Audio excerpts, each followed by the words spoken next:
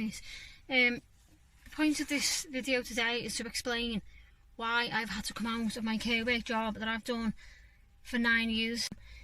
I'm sort of trying to keep it together, but I don't know what's happening from one day to the next, to be honest with you. And this is all down to lack of PPE.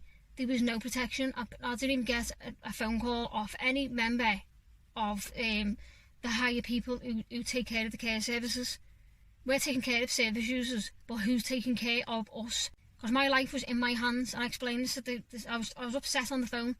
I was crying, I took most of a shift and I was crying my eyes out, feeling guilt-ridden that I can't continue with what I was doing, because I was going from one service to the next, and these are the choices that we're being given. Carry on with work, risk your family's health, come out of work and live with the guilt. The guilt I am carrying now, I shouldn't be having to carry it. I'm hanging my head in shame that I've had to leave services and let them down at the time they needed me most. The lack of support, the lack of advice, and minimising risk. The lack of risk minimising that I witnessed is shocking. Like, it's shocking. I'm not blaming the care services, I'm not blaming the agencies, I'm blaming the government.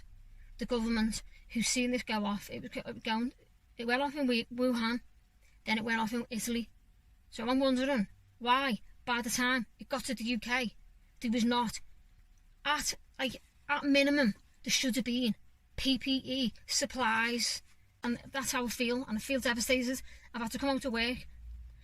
I could be potentially losing my car, I could be losing my home. I don't know what I'm going to do for food. I've had to go on benefits. I've not been on benefits for 9 or 10 years. It's completely changed my whole life because of lack of PPE.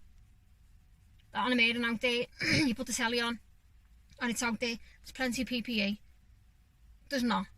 There's not at all. I couldn't face it if I'd gone into a service and I found out the next week someone had passed away, knowing where I'd just been. And I could have potentially passed that on to them. Or if I go home and my son gets it.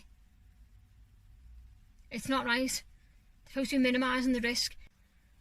Because I'm carrying this feeling of, if I go back into care work now, I feel like they're going to look at me and go, well, you weren't here when we needed you. That's how I feel. And that's how it is. I weren't there when they needed me most. Because I had no protection. I've had no advice. No one's phoned me up and said, Lisa, COVID-19's here. Here's the plan. Nothing at all. Just left out there to make my own choices. It's not on. That's not like support for support workers who are supporting vulnerable adults and children who are relying on them staff. So that's my point anyway. Thanks for listening once again. Thank you.